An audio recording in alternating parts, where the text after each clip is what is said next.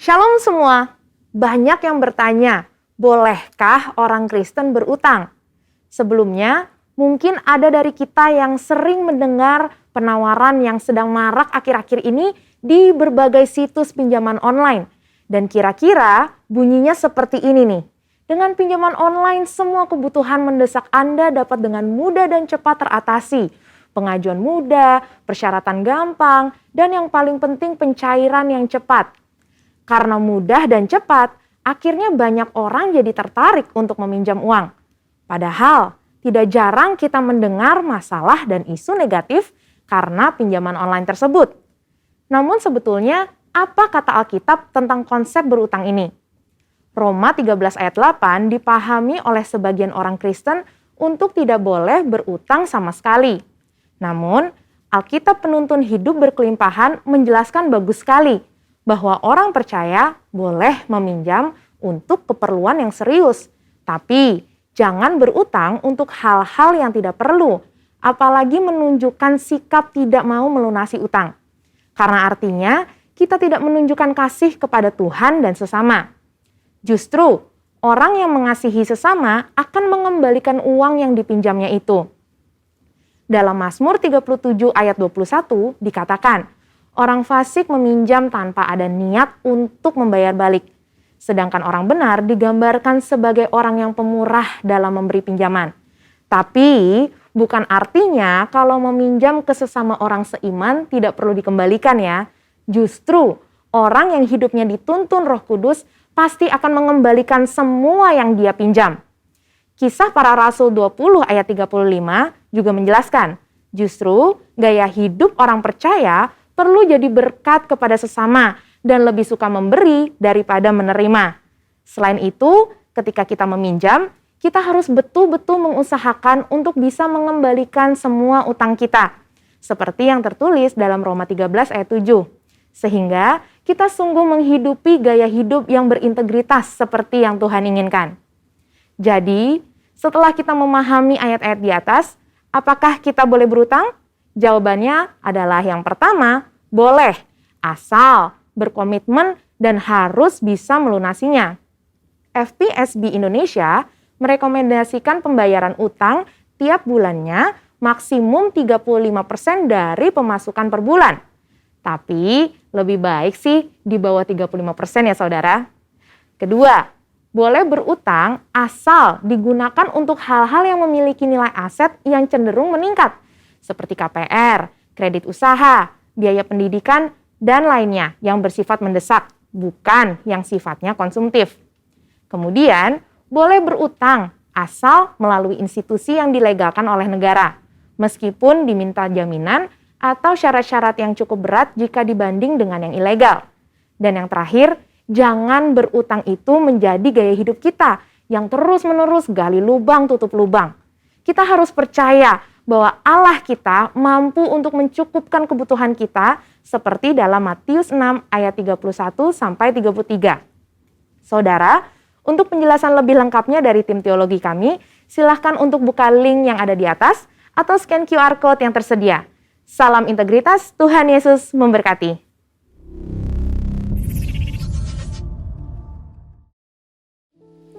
Shalom Jemaat GBI Kemang yang dikasihi Tuhan. Puji Tuhan kita berada di minggu terakhir di bulan November. Mari kita sama-sama siapkan hati kita bersama dengan keluarga kita di rumah. Kita menyembah Tuhan. Mari kita bersatu dalam doa. Tuhan Yesus, terima kasih Tuhan untuk penyertaan-Mu yang sempurna atas kehidupan kami. Terima kasih Tuhan, terima kasih Tuhan. Kalau hari ini Tuhan, kami mau duduk diam di kaki-Mu, kami memuji menyembah-Mu Tuhan. Biar Engkau hadir bersama dengan kami. Tuhan Roh Kudus, biar Engkau ada bersama dengan kami Tuhan. Di dalam nama Tuhan Yesus, kami berdoa dan mengucap syukur. Haleluya. Amin.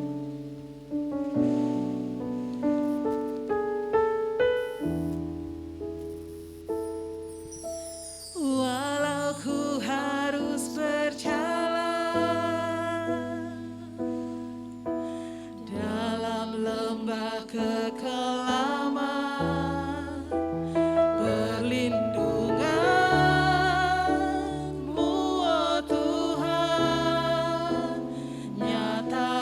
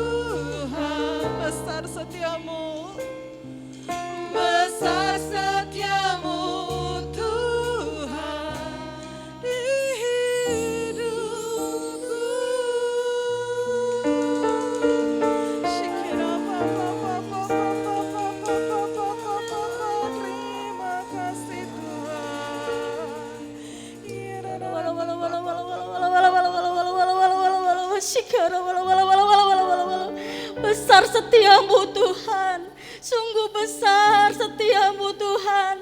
Kau Allah yang menepati janji-janjimu dalam hidup kami Tuhan. Terima kasih Tuhan, pemeliharaan Tuhan sampai bulan November ini Tuhan. Kami sungguh mengucap syukur, kami perkatakan Tuhan Yesus sungguh baik. Terima kasih Tuhan, terima kasih. Kami ada sebagaimana kami ada karena anugerah Tuhan. Terima kasih Tuhan, saat ini kami bersatu hati, kami berdoa buat bangsa kami Indonesia. Kami tahu, kami percaya hatimu ada di Indonesia Tuhan. Kau memberkati Indonesia, Kau memulihkan bangsa kami, negara kami Indonesia Tuhan. Kau memberkati pemerintahan kami Tuhan. Di dalam nama Yesus menjadi pemerintahan yang takut akan Tuhan. Saat ini kami juga berdoa Tuhan buat hamba-hambamu Tuhan. Engkau sungguh mencintai hamba-hamba Tuhan. Kami percaya Tuhan Kau memelihara hamba-hambamu Tuhan. Mereka yang melayani Tuhan. Tuhan terima kasih, kami berkati Pak Niko dan keempat wakil Tuhan. Kami berkati Pak Timotius Hardono dan istri. Kami berkati Tuhan Pak Sigit dan Ibu Maria. Kami berkati Pak Aldi Tuhan. Tuhan kami percaya hamba-hambamu Tuhan Kau memelihara dengan sempurna Tuhan. Terima kasih Bapa, terima kasih. Apapun yang hambamu butuhkan Tuhan mencukupkan. Dan kami berdoa Tuhan untuk pergumulan jemaat GBI Kemang Tuhan. Kau tahu setiap apa yang kami butuhkan Tuhan.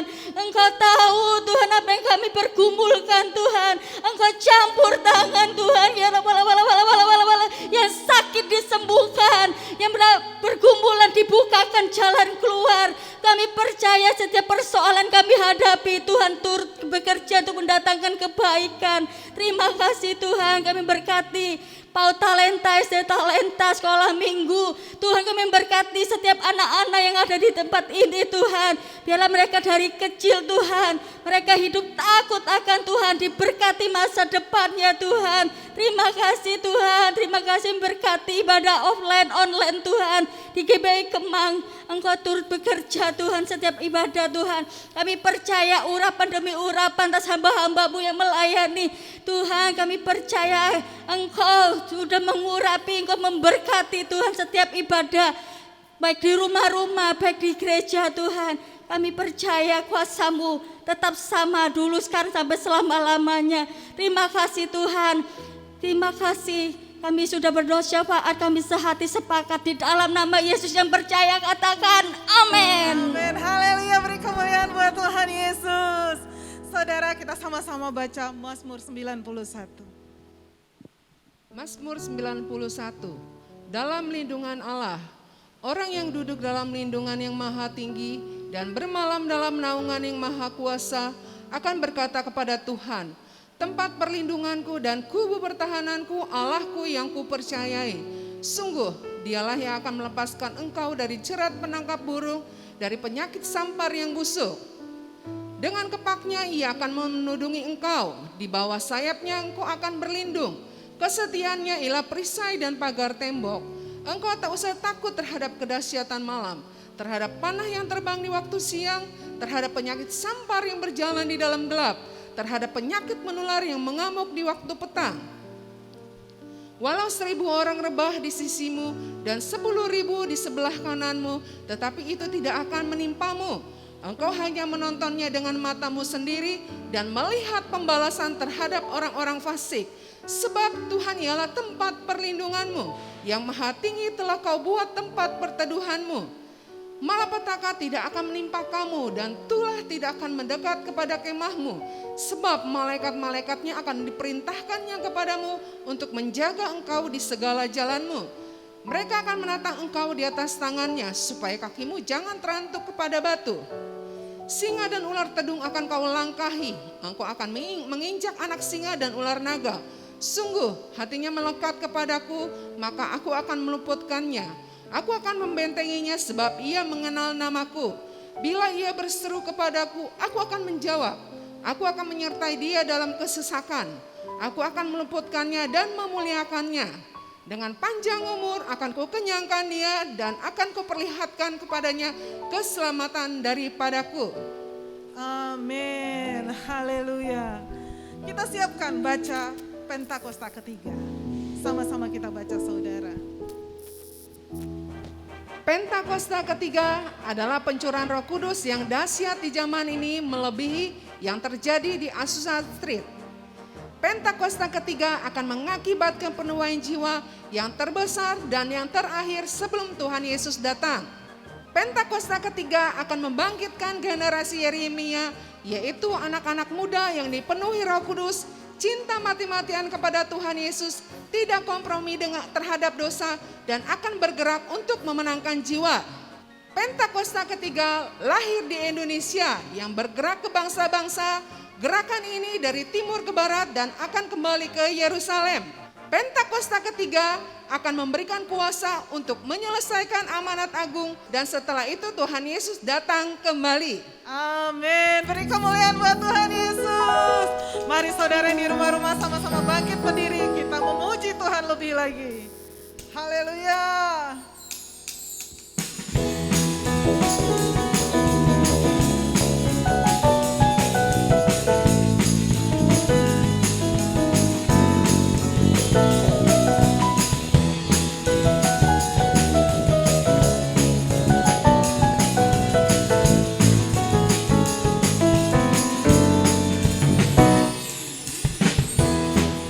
Tuhan yang mulia turun ke dunia, tebus segala dosa.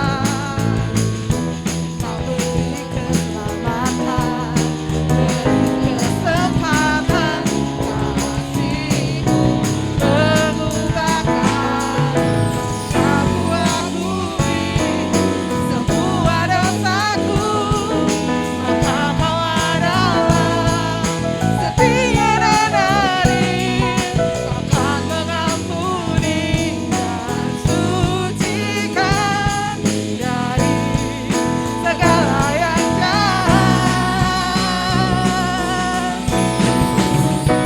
Ku tak mau ku hidup bagi dunia ini lagi. Tak ingin kompromi, tak ingin lakukan hal yang dapat lukakan hatimu. Tak mau ku hidup di luar tutur kata firman-Mu yang telah bebaskanku.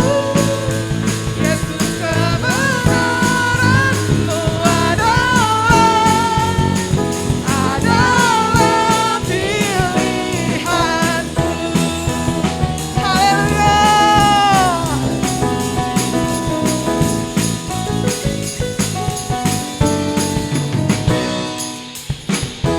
Kau Tuhan yang mulia, turun ke dunia, tebus segala dosa.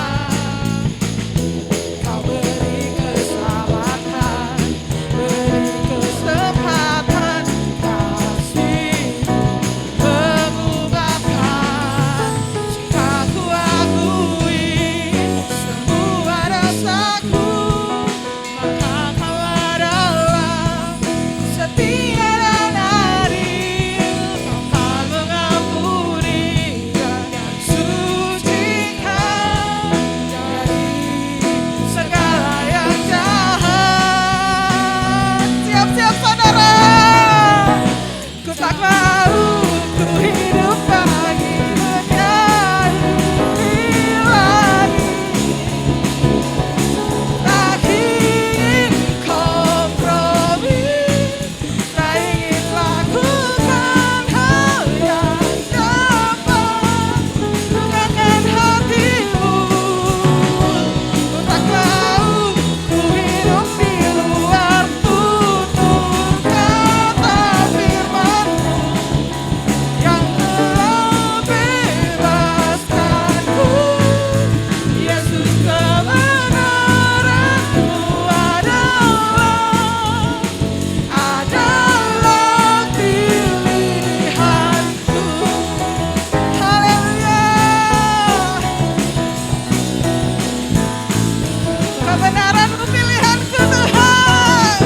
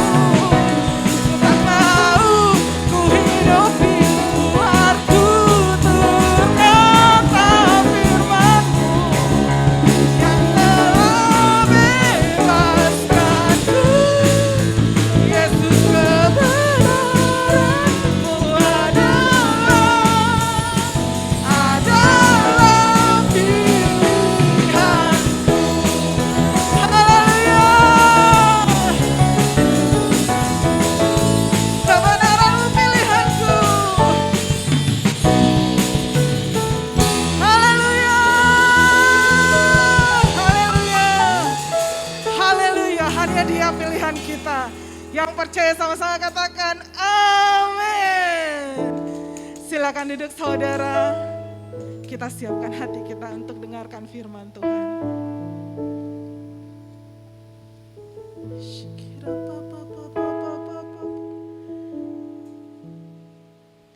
Ku ada sebab anugerah-Mu, ku ada karena kasih-Mu, Tuhan Yesus.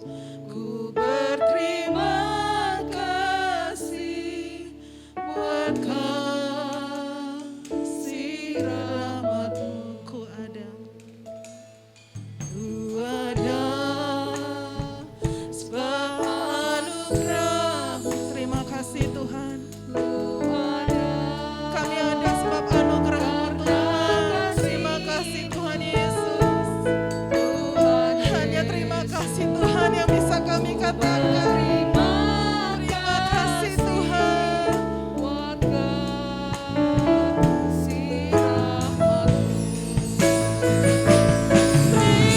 kasih Yesus. Yesus. Terima kasih hanya anugerah-Mu buat hidupku sekarang. Ku kan memuji-Mu selamanya. Terima kasih Yesus. Yesus. Terima kasih hanya anugerah-Mu buat hidupku sekarang. Ku kan memuji-Mu selamanya. I am here because of your grace. I am here because of your grace. I am here because of your love, Lord Jesus. I am so thankful for your grace abounds to me. Thank you, Jesus. Jesus. Jesus. Thank you, Jesus. It's only by your grace that I could live today. Forever I will praise your name. Thank you, Jesus.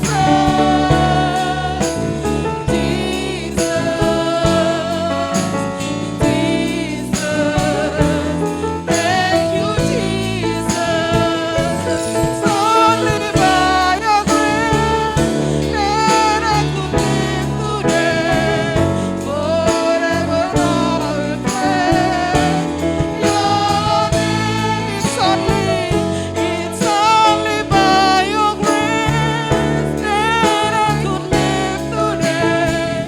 Forever I will praise your name. Forever I will praise. Forever I will praise your name. Forever I will praise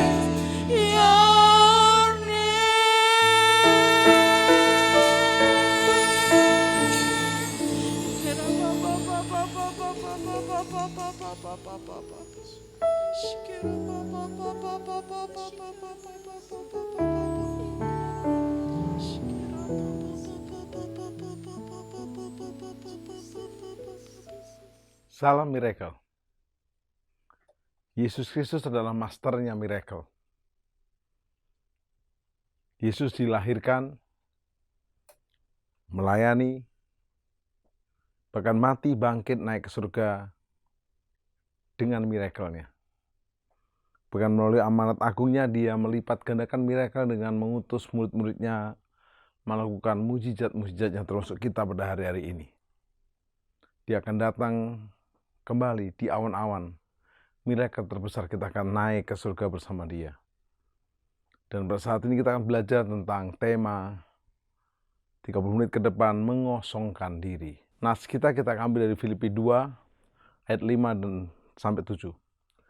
Hendaklah kamu dalam hidupmu bersama menaruh pikiran dan perasaan yang terdapat juga dalam Kristus Yesus, yang walaupun dalam rupa Allah tidak menganggap kesetaraan dengan Allah itu sebagai milik yang harus dipertahankan, melainkan dia telah mengosongkan dirinya, bahasa Yunaninya mengkenosiskan diri, dan mengambil rupa seorang hamba dan menjadi sama dengan manusia, dan akhirnya mati di kayu salib. Kabar bahagianya adalah hari ketika dia bangkit, dia naik ke surga. Banyak orang bangkit dari kubur dan mati lagi, tapi Yesus naik ke surga. Dia akan menjemput kita di awan-awan permai di akhir zaman nanti. Bisa besok, minggu depan, bulan depan, kapan aja siap. Tema mengosongkan diri bukanlah tema favorit bagi orang kebanyakan. Kata mengosongkan diri memiliki arti serupa dengan kehilangan. Konsep kehilangan adalah konsep yang cukup menyakitkan. Lihat saja bagaimana proses mengosongkan diri yang Yesus lakukan, sehingga tampak Yesus tak berdaya di kayu salib. Tanpa teman, tanpa saudara, atau siapapun yang mendampinginya, sampai dia menyerahkan rohnya kepada Bapaknya. Seolah-olah Yesus kehilangan segala-galanya demi kita. Yesus berkorban segala-galanya demi kepentingan kita. Yesus menganggap pengorbanannya adalah harga yang layak agar kita dapat diselamatkan. Inilah mengapa konsep mengosongkan diri menjadi begitu sakral saat kita membicarakan harga yang harus Yesus bayar untuk kehidupan rohani kita supaya kita diselamatkan saat ini. Lukas 14 ayat 27-30, barang siapa tidak memikul salibnya dan mengikut aku, ia tidak dapat menjadi muridku. Sebab siapakah di antara kamu yang kalau mau mendirikan menara tidak duduk dahulu untuk membuat anggaran biayanya? Kalau cukup uangnya untuk menyelesaikan pekerjaan itu. Supaya jikalau ia sudah meletakkan dasarnya dan tidak dapat menyelesaikannya, jangan-jangan semua orang melihatnya dan mengejek dia. Sambil berkata, orang itu memulai mendirikan tapi tidak sanggup menyelesaikannya. Yesus sendiri menyuruh agar kita menghitung harga yang harus kita bayar. Yesus meyakinkan kita bahwa mengikut dia adalah sebuah keputusan besar dan tidak main-main. Sayangnya seringkali orang menganggap bahwa mengikut Yesus adalah perkara mudah, jauh dari perkiraan harga yang harus kita bayar. Bertobat dan terima Yesus gratis, tapi untuk mengiring Yesus kita harus bayar harga. Pujian ini berkata, I have decided to follow Jesus, no turning back, no turning back. I have decided to follow Jesus. I have decided to follow Jesus. I have decided to follow Jesus. No turning back, no turning back. Mengikut Yesus keputusanku. Mengikut Yesus keputusanku. Mengikut Yesus keputusanku. Ku tak ingkar, ku tak ingkar, ku tak ingkar, ku tak ingkar, ku tak ingkar, ku tak ingkar, ku tak ingkar. Wow. Orang-orang tersebut berpikir, kebanyakan orang, bayar harga adalah suatu konsep yang bisa diterjemahkan secara bebas. suka-suka dibandingkan dengan penekanan pada kata-kata Yesus sendiri. Sehingga konsep pengosongan diri yang seharusnya menjadi syarat utama mengikut Dia menjadi kehilangan arti yang sebenarnya. Dalam teologi Kristen, pengosongan diri menggunakan kata kenosis, bahasa Yunani, artinya mengosongkan diri atau kehendak atau keinginan. Sehingga keinginan diri sendiri tidak ada. Sepenuhnya jadi kehendak Allah. Dan dalam hal pengosongan diri inilah Yesus mampu melakukan kehendak Bapanya. Sehingga dia menjadi korban penebusan dosa. Dia berdoa di Taman Getsemani, Bapa kalau boleh lalukan cawan ini. Tapi bukan kehendakku yang jadi, kehendakmu yang jadi. Hari ini kita akan belajar bagaimana kita juga meneladani Yesus. Mengosongkan diri. Menjadi seperti kau Yesus.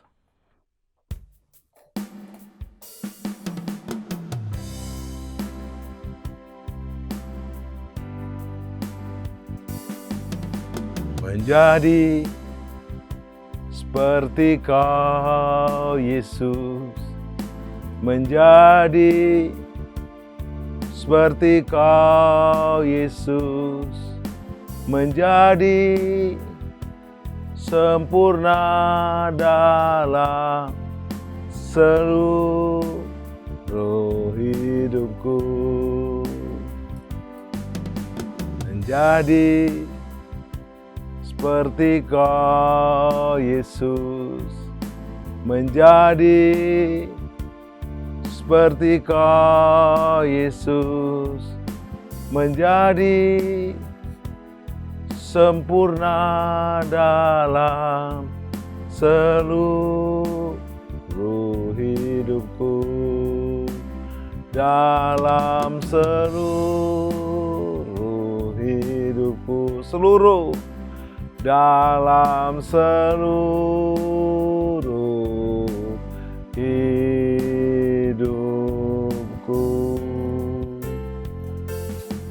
Kita akan belajar tahap-tahap untuk mengosongkan diri seperti Yesus. Pertama, menjadi atau membangun manusia roh. Ingat 1 Tesalonika 5:23 berkata, Ya Allah damai sejahtera, kuduskan aku seluruhnya agar roh, jiwa dan tubuhku, kita manusia roh. Dan juga manusia jiwa dan manusia tubuh. Tapi banyak orang memikirkan tubuh, karir, makanan, minuman, jabatan. Padahal tubuh ini akan masuk ke kubur kalau tidak ikut rapture. Dan waktu rapture tubuh ini kita tinggalkan. Pertama, bangun manusia rohmu. Galatia 5:16-17. Maksudku ialah hiduplah oleh roh. Maka kamu tidak akan menuruti keinginan daging. Sebab keinginan daging berlawanan dengan keinginan roh. Dan keinginan roh berlawanan dengan keinginan daging. Karena keduanya bertentangan sehingga kamu setiap kali tidak melakukan apa yang tidak kamu kehendaki. Tarik kedagingan, tarik roh. Tapi Anda harus putuskan hidup dalam roh. Ingat, hidup dalam roh bukan hanya berbahasa roh. Tapi juga Anda menuruti perkataan roh. Hidup kudus tidak berkenan dan melakukan kehendak Bapa saja. Matikan kedagingan. Daging muncul, matikan. Ada yang berkata dalam diri kita ada dua anjing. Anjing hitam menarik ke kedagingan, anjing putih menarik ke kekudusan. Anda gampang. Jangan beri makan anjing hitam. Misalnya dugem. Misalnya bergaul dengan cara yang salah. Misalnya narkoba. Jangan. Isi dengan doa, pujian, penyembahan. Yang kedua, berdoa dan berjaga. Matius 26:41. Berjaga-jagalah dan berdoalah supaya kamu jangan jatuh ke dalam pencobaan. Roh memang penurut tapi daging lemah. Ingat, kita masih juga manusia daging. Berdoa dan berjaga ini bahasa Yunani-nya berjaganya adalah Gregorio, senantiasa bersiap-siap. Doa itu nafas kita, berjaga itu langkah kita. Nafas dan langkah selalu berkombinasi, berjalan, terus-menerus, tak henti-hentinya. Bapak Ibu Saudara, kekasih-kasih Tuhan. Yang ketiga, memikul salib. Matius 10 ayat 38. Barang siapa tidak memikul salibnya dan mengikut aku, ia tidak layak bagiku. Kekasih-kekasih Tuhan, kita akan masuk kepada aplikasi. Mengosongkan diri itu bukan proyek 1-2 hari, 1-2 bulan, 1-2 tahun. Seumur hidup. Dan jangan pernah menyerah. Selama kita semakin taat, proses itu semakin kita bisa nikmati. Anda kalau sedang tenggelam di laut atau di kolam renang yang dalam, lalu Anda ditolong, Anda melawan, tidak akan bisa ditolong. Diam aja. Akan diangkat. Jadi Anda kadang harus diam. Saya kalau boleh jujur bahwa ini juga tidak mudah untuk saya lakukan terus-menerus sendiri tanpa Tuhan. Bagaimana kita harus mengosongkan diri, walaupun punya otoritas tapi merendahkan diri. Walaupun punya jabatan, tidak memakai jabatan itu untuk kita otoriter. Yang pasti, Galatia 20 memberikan kita aplikasi. Kita mengosongkan diri supaya Kristus yang hidup dalam hidupku. Galatia 2:20 berkata begini, namun aku hidup, tetapi bukan lagi aku sendiri yang hidup, melainkan Kristus yang hidup dalam aku. Dan hidupku yang kuhidupi sekarang ini dalam daging adalah hidup oleh iman dalam Anak Allah yang telah mengasihi aku dan yang telah menyerahkan dirinya. Mari kita aplikasikan satu persatu dari Galatia 2:20 ini. Namun aku hidup. Kita mengosongkan diri seolah-olah mati atas daging, mati atas diri, tapi kita hidup. Tapi bukan lagi aku sendiri yang hidup, melainkan Kristus yang hidup dalam aku. Perhatikan hari ini. Anda setiap hari mematikan daging. Adapun hidupku ini bukannya aku lagi, melainkan Kristus yang hidup di dalam aku. Tetapi hidup yang sekarang, aku hidup di dalam tubuh ini. Aku hidup di dalam iman kepada Anak Allah yang mengasihi aku dan yang menyerahkan dirinya ganti aku. Wow, keren. Kita mulai langkah pertama untuk penerapan adalah namun aku hidup. Roma 12 berkata persembahkan tubuhmu sebagai persembahan yang hidup, bukan yang mati. Jadi tetap hidup dalam bisnismu, pekerjaanmu, kuliahmu, keluargamu, pelayananmu, apa saja hidup. Tetapi bukan lagi aku sendiri, melainkan Kristus yang hidup di dalam aku, bukan diri Anda sendiri. Jangan pernah sombong karena aku, tapi karena Dia. Bahkan waktu kita membuat rencana, kalau Tuhan kehendaki. Dalam hidupku yang kuhidupi sekarang dalam daging adalah hidup oleh iman. Lakukan dengan iman. Memang nggak mudah di dalam Yesus Kristus yang telah mati buat kita. Bapak Ibu Saudara, saya kok boleh ilustrasikan begini. Ada 2 orang kembar. Wajahnya sama, tingginya sama, mukanya sama. Kelakuannya beda. Si kakak akhirnya kuliah hukum, jadi hakim di kota itu, hakim yang terbaik. Adiknya jadi penjahat, preman, yang paling jahat. Pikirnya adiknya mencuri boleh kalau tidak ketahuan, korupsi boleh asal tidak ketahuan. Tapi tidak ada yang tidak ketahuan. Sepandai-pandainya tupai melompat jatuh juga. Dan dia tertangkap, dia diajukan ke hakim paling adil di kota itu. Hakimnya kakaknya. Kalau Anda jadi kakaknya dihukum atau enggak? Dihukum. Hukum mati. Tapi adiknya sementara berontak, dia tidak bisa tidak bisa komplain. Memang dia salah. Tetapi malam hari sebelum besok dieksekusi hukuman mati, kakaknya datang pakai baju hakim ke penjara. Ingat wajah mereka kembar. Adiknya marah, kakak menghukum saya, membunuh saya, beri kesempatan saya. Nggak bisa. Upah dosa adalah maut. Hukuman ya hukuman. Anda berkata, kok nggak mati-mati itu dosa? Ada 3 hukuman maut. Maut roh. Hidup tapi tidak mengenal Tuhan. Maut tubuh masuk kubur. Dan maut kekal di neraka selamanya, tanpa ampun. Waktu kakaknya datang ke penjara, akhirnya kakaknya berkata suatu ide yang cemerlang. Dan belum pernah terjadi. Sebagai hakim, aku harus menghukum engkau. Sebagai kakak, aku mengasihi engkau. Saat ini aku rela untuk menggantikan hukuman dosa engkau mau. Adiknya mau, mereka tukar baju, adiknya mau keluar. Kakaknya besok mati menggantikan dia. Dia berkata begini, hidupmu bukan engkau lagi, tapi aku. Agama adalah berusaha berbuat baik, naik tangga, dengan ibadah, sembahyang, puasa, dan lain-lain, supaya kita ke surga. Tetapi ikut Yesus turun dari surga ke dunia. Cukup kita bertobat dan menjadikan dia juru selamat. Tapi harus bayar harga setelah mengiring dia. Karena kita udah dikuduskan, udah diselamatkan, udah ditebus, mari iring Yesus. Untuk sungguh-sungguh. Pujian ini berkata, Yesus, kau telah memulai.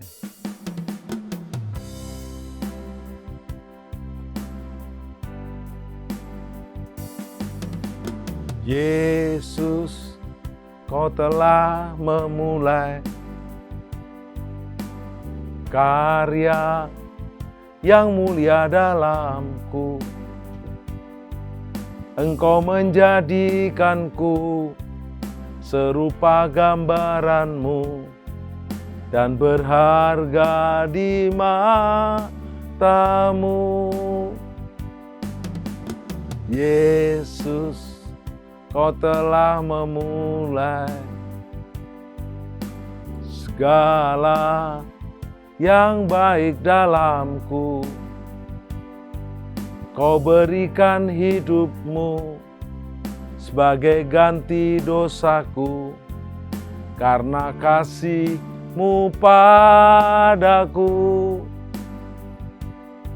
Sekarang ku memuji-Mu, Allah yang setia, yang tak pernah meninggalkan perbuatan tangan-Mu.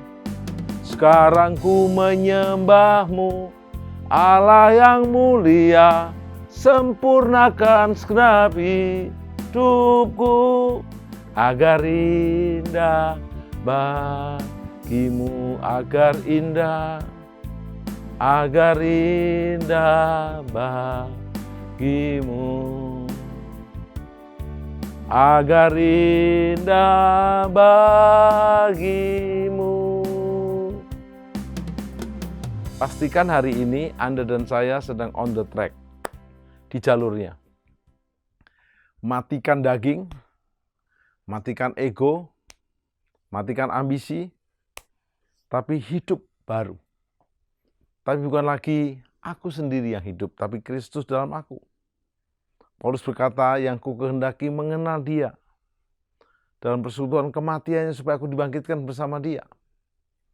Dan hidupku yang kuhidupi sekarang di dalam daging adalah hidup oleh iman. Pertebal imanmu, kuatkan imanmu. Dalam anak Allah yang telah mengasihi aku, Dia mengasihi kita, kita mengasihi Dia. Dia menyerahkan diri untuk kita, kita menyerahkan diri kita untuk Dia. Dan biarlah pujian ini menjadi komitmen kita. Hari-hari ini kita nggak ada lain.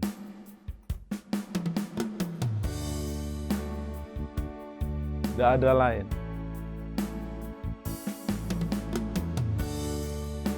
Betapa hatiku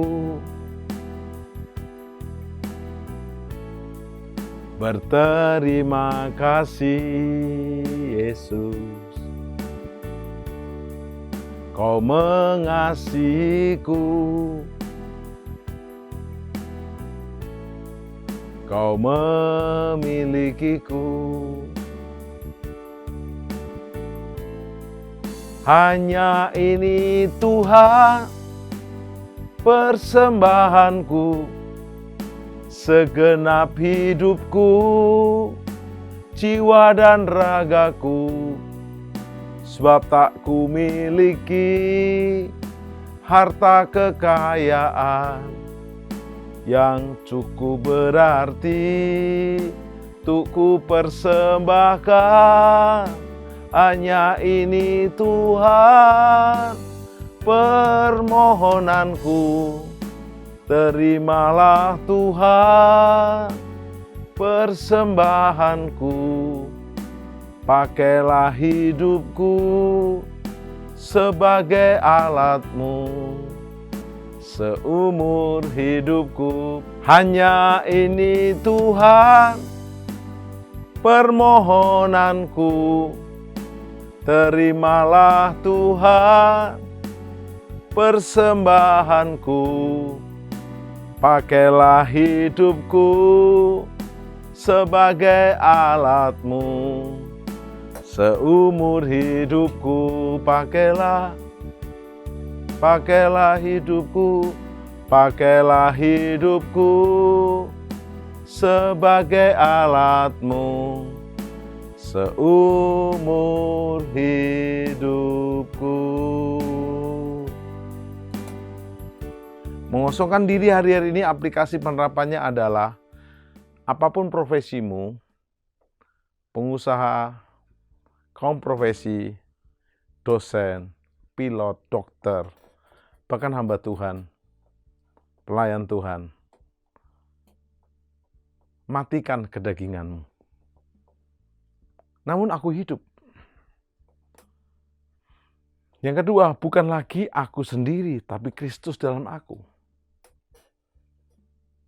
Dengan iman. Karena Dia telah mengasihi kita, kita mengasihi Dia. Dan Dia menyerahkan dirinya buat kita, kita menyerahkan diri kita untuk Dia. Ingat, belum terlambat. Hari-hari ini adalah akhirnya akhir zaman. Hidup kita di muka bumi ini segini. Tapi kekalahan segini. Tapi kekalahan segini tergantung oleh segini kita hari-hari ini. Kalau kita pernah salah, kembali. Kalau kita pernah, mohon maaf, dula-dalit, berbelat-belit, lurus kembali. Sebab Yesus adalah jalan, kebenaran, dan hidup.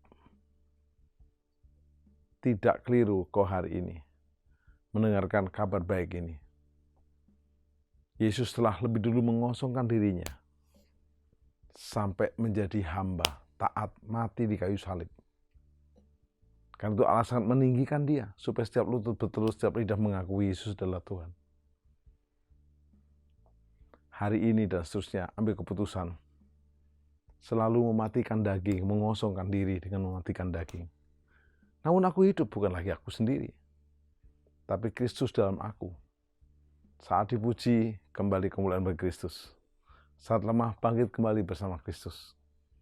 Yohanes 14 ayat 6 berkata, Yesus adalah jalan. Yesus adalah kebenaran. Yesus adalah hidup. Kalau kau mengosongkan diri dan engkau berjalan bersama Kristus, kau akan selalu ketemu jalan. Di tempat lain ada jalan buntu, jalan tutup. Kita selalu menerima jalan yang dibuka. Dia buka jalan saat Dia jalan. Kedua, Dia kebenaran. Orang baik belum tentu benar. Oh, dia baik loh. Dia baik. Sama isi-isi orang nggak baik. Tapi tidak benar. Harus kebenaran. Dan puncaknya bukan hanya jalan kebenaran tapi hidup.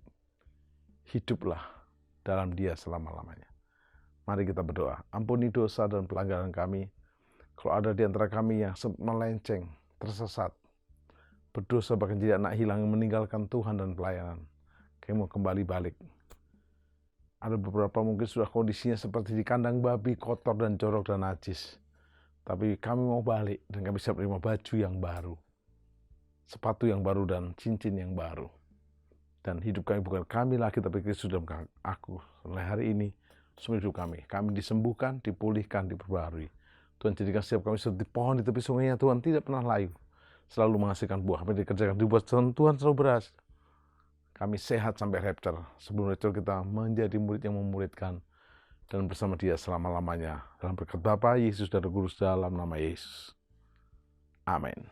Mari saudara, kita mengangkat tangan kita, terima dengan iman. Kiranya berkat dari Allah Bapa, di dalam cinta kasih sayang Tuhan Yesus Kristus, bahkan dalam penyertaan kuasa Roh Kudus akan menyertai kehidupan Bapak Ibu Saudara sekalian, mulai dari hari ini bahkan sampai selama-lamanya. Yang percaya sama-sama kita katakan, amin. Tuhan Yesus memberkati.